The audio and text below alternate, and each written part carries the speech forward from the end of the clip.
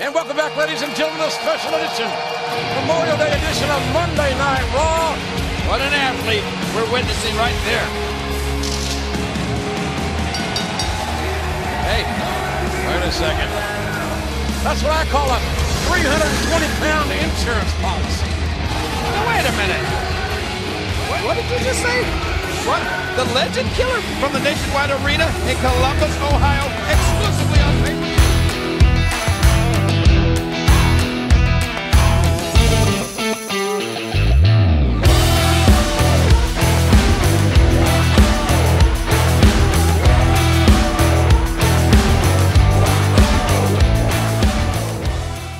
What's up, guys? It's your boy Benny. If you wish upon a star, your dreams may come true, and there's a lot of dreams coming true right now. There's a lot of stars aligning for our movement to save this country. Check this out from the University of Georgia. Georgia is a swing state that libs have to win. There's a Trump event and a Kamala event right next to each other in Georgia on the side of the football field. And something pretty amazing happened. See if you can spot the difference. There's the Kamala event. Okay, so there's your Kamala event. There's like a couple students there. Got a table, got a sign. What's going on over here? Over meow. What's going on over meow? Holy schmoly. These are college campuses that have literal seas of MAGA hats. Oceans of MAGA hats on college campuses. Red kingdom. Ladies and gentlemen, this also buckles into the polls, which have gone red. While that may be an unscientific poll, this is not. The chances of winning for President Trump, according to multiple betting markets and multiple pollsters, including 538, the New York Times, USA Today, Rasmussen, all showing the absolute hockey stick of President Trump's campaign, breaking 66%. If Trump hit 69%, it's over. It's over. Now you may say, wow, look at this. That looks like a large audience there listening to populist messaging about the future of the country. But I will tell you, ladies and gentlemen, there is a much larger audience that is interested in common sense populist messaging, and that would be Joe Rogan's audience. Here's some of the numbers on Joe Rogan's audience. This is why people care about his program. The Joe Rogan podcast experience is the largest podcast on earth. It has 14 million followers on Spotify. It has 16 million subs on YouTube. It has 18 million on Instagram. Apple Podcasts, it was the second most downloaded show in 2017, 2018. And it's the top of all popularity charts. So if you add all those together, Joe Rogan has a combined audience of, I mean, you gotta start saying close to 50 million, maybe more. But at least based on the available numbers, 50 million subs. Now, this makes him one of the biggest, most listened to men on earth, with, of course, one exception. There's one man who is a more listened to entity on earth, and that man is Donald Trump. I think you could argue, based on the given week and how many people are tuning in and how many corporate media networks are taking Trump live, that he definitely has as many, if not more, millions of people listening to him every single week. President Trump, of course, has hundreds of millions of followers on social media. And the two of these men have been friendly. Okay? Let's just call it that. Oh, but bygones be bygones. Joe Rogan has had his moments with Trump. He's never had Trump on his show. But as you can see here, Dana White, the great man, has brought the boys together. There have been rumblings and rumors about Donald Trump going on the Joe Rogan podcast. The reason why this is important is right here. I used to have a TV show on Newsmax, and we would get our ratings every single day, every single week. You'd get your ratings. You can get them daily, you can get them weekly. You also then track the ratings for all corporate TV. Everybody cares what CNN is saying and what NBC News is saying. Everybody cares what Fox News is saying. Joe Rogan beats them all. Joe Rogan, his show by itself, beats the primetime lineups for every single cable news network combined on just Spotify. That's how big Rogan's show is. So there has been a terror of these two men uniting forces by libs. Libs have regularly muled, complained, and had feverish nightmares about these two men joining forces. Well, ladies and gentlemen, the nightmare is real. Just in time for Halloween. President Trump and Joe Rogan together on the pod, officially confirmed with the drop date. It's happening. Oh yeah, baby. It's happening. President Trump will go on the Joe Rogan podcast this week. In just a matter of a few hours, he will be on the podcast this Friday. Joe Rogan, the most listened to man in the world, one of the most interesting men in the world without question.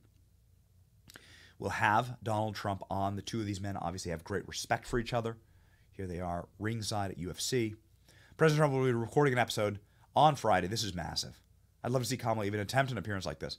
An hours-long unscripted conversation between two people Kamala would like an even bigger mess than she's already made. Trump will be in his element. He will. This is going to be huge. This is going to be the biggest podcast in history. I don't know if this is an AI. I'm not sure. I don't know. This potentially may happen. We're going to have to tune in and find out. Trump set to go on Joe Rogan's podcast. Here we go from Politico. The interview will take place at Rogan's studio in Austin, Texas, according to the person familiar with the plans who granted anonymity to discuss the matter. Rogan, who has more than 14 million followers on Spotify, but tens of millions more on other platforms, with at least 50, 75 million total owned audience. I mean, I guess some of the numbers aren't public, so it's impossible to guess. But yes, the most listened to man in media, without question. Trump's appearance on the show continues the campaign push to win young voters. In recent weeks, Trump has appeared on male-friendly podcasts such as Theo Von, Full Send. Trump has never appeared on Rogan's podcast, and the two have a complicated relationship. In August, Rogan criticized President Trump, yet Trump and Rogan have been friendly in recent months and have greeted each other at UFC events. What this article fails to mention is that Donald Trump has been on Joe Rogan's podcast in the form of Joe Rogan criticizing the regime. Joe Rogan hates Joe Biden. Joe Rogan has been very friendly to Donald Trump on his program. While not endorsing him, at the very least, Joe Rogan has gone hard against Kamala Harris and Joe Biden in the current state of the country. Anybody who's paying attention can do that. And it's a very brave thing for somebody like Joe Rogan, who's obviously very rich. His contracts are public. Hundreds of millions of dollars he gets paid. And maybe that's just the tip of the iceberg. Those are like the public numbers for his podcast. Joe Rogan's a very rich man. Typically, if you're like in this position, you're like Oprah or Taylor Swift, where you just want everything to stay the same, okay? Don't upset the boats because things are good for me. No, Rogan's a man's man. He's a man's man. He's willing to stand up for the people. It's incredible. Kamala Harris, same time that they announced that Trump will be going on Rogan, Barstool Sports announced that Kamala Harris was on her knees begging to go on Pardon My Take. I mean, call her daddy got spoofed. Alex is on SNL. Yeah, that was. I mean, it's crazy. Alex is getting Trump's calling her dumb. It's the. She wanted to come on PMT. Yeah, it's crazy. Fuck no, hell no. Kamala said she wanted to do something with Jack Mack. Hell no. Yeah, maybe because they know that their numbers will be destroyed by a Kamala Harris hit on their channel. Breaking Donald Trump is expected to record. Will it be the biggest podcast in history? Yeah. Yep. You've seen Theo Von do tens of millions of views with Trump. Tucker Carlson, too. Those are very big platforms, but it's nothing like Rogan. Just nothing, based on sheer numbers. This is what we do for a living. Based on sheer numbers, it's nothing like Rogan. Such an important clip. Rogan suggests that wall-to-wall Kamala Harris propaganda is really bothering him. Joe Rogan going hard against Kamala Harris and the regime that props her up. This is true. See if you can find that, because really shouldn't say that about our future president. Yeah, our future. Yeah, she's gonna win. No, she's not. She can win. She absolutely can win. I do not think she's going to win, because the more she talks, like in 2020, how bad do you have to be that you can't even make Iowa? She couldn't even compete with the mayor of South Bend. I feel like we are in this very bizarre time where people are giving in to the bullshit in a way that I never suspected people would before. And this is one, they just want no Trump no matter what, and they're willing to gaslight themselves to think that. And by the way, I think Hillary could win. If Hillary jumped back in. I've been saying that for months. If Hillary jumped back in, I think the problem was also the money, because there was it was like $250 million in the campaign fund that has, if it only works if she's on the ticket. Right. So that's part of the problem. But I feel like Hillary could win. She won the popular vote in 2020. I've been saying this for a year in different shows, and she would have won in pretty. Michelle Obama could win too. No, I don't think she wanted to do it. You don't think so? I don't. I think that's kind of this. You sound like your parents. I think it's this boomer idea. She doesn't want it. I'm not. Okay, boomer. Okay, boomer. The bullshit and the propaganda bothers me, says Joe Rogan. Joe Rogan saying that he wants Donald Trump to win, saying that Donald Trump is better than Joe Biden without a doubt. Is he? Mm-hmm. Boy, the fucking things change. He was in all the rap songs. Rappers would always talk about Trump. Everybody loved Trump.